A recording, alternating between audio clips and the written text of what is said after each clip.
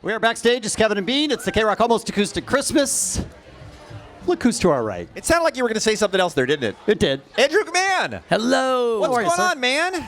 I mean, this is going on. This is insane. Is shoes with no socks uncomfortable? Because I don't think I've tried that. What's the ruling on that? I have very dainty, pathetic socks that sort of protect me from like the trials and tribulations of. So you're wearing baby socks that are unseen. If you saw them, you would laugh. It'd be comical. It would be a comedy. If I could just butt in, though, I don't think you should try. I'm not going to try that. off. I think you would look fantastic. Well, in you certainly pull. You're very stylish. You pull it off. I'm doing my best. Somebody told me this looked good, so I just put it on. Although I did see you jump on the piano. Yes. And we're not going to get our money back for that, are we? Our security That's deposit. just- If it makes you feel any better, I actually own that piano that was on the stage tonight because I'm from this town. All right, So, I want to get to Yeah. that. Let me ask about the piano because you are the only guy on the bill who seems to be traveling with his own AstroTurf. Now, I've been talking about like grass on top of the piano. Is that the wilderness?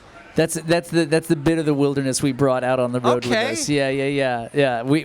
I'm a fan of AstroTurf. I have AstroTurf at my house, and I have AstroTurf on my stage. This is my thing, apparently. Did you think tonight you'd hear the words, I'm a fan of AstroTurf? No, I've never heard those words before. All right, you mentioned you're from around here. Yeah. This is a big deal playing this concert. It's something you've thought about for a long time. I literally I've come to this show as a kid in high school. And I grew up listening to KROQ, and to be sort of on this third version of my career and get to play Almost Acoustic Christmas is a blessing, man. What is the short version of why you had such a successful band with Something Corporate and such a successful band with Jack Mannequin, and you blew them both up to get people to learn a new name?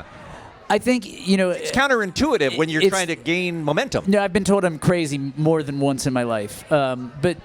For me, I look at these projects as chapters of some sort of a life, and with Something Corporate, that was my band in Dana Point in high school that we somehow magically made a following and got a fan base and traveled around the world, and at some point that didn't feel like authentic anymore. Because you outgrew it, maybe. Yeah, well, I think we were such good friends. We grew up together. We were best buddies, and all of a sudden you're in a band on tour and you're on the road together, and you're not getting along with each other, and that was so counterintuitive to what actually made Something Corporate work. And I think we did the smart thing, which was said, let's be friends rather than be business partners and not love each other, and we are still dear friends to this day. And Jax was, needless to say, like for me, I wrote a record. I got leukemia in the middle of making the first record, and then the two follow-up records were sort of about surviving that. And at that moment in my life, I said, like, okay, I did it, I got out, and we're gonna start fresh. Leave that behind. Yeah, not even leave it behind, but just say, like, this is the new life. This is the new version of me after all that trauma, and that's what this is right here. Is it possible that you have problems keeping friends? Yeah, well. That is also part of the problem. I'm looking at the common denominator in all these bands that broke up, and it's this one. If it makes you feel any better, like 3 of the 4 members of Jack's Mannequin are on stage with me in the wilderness. Fantastic. So yeah, and the other one is a dear friend. We're actually going to play some shows together this year. So we're still friends. We're still friends. All right. Last question for Andrew McMahon here at the KROQ Almost Acoustic Christmas, and that is, I watched your new video today. What's the song called that you just? It's called High Dive. Yeah. Okay. Did you blow up Los Angeles at the end? Well, I didn't blow up anything. That's a dick move, bro. Yeah.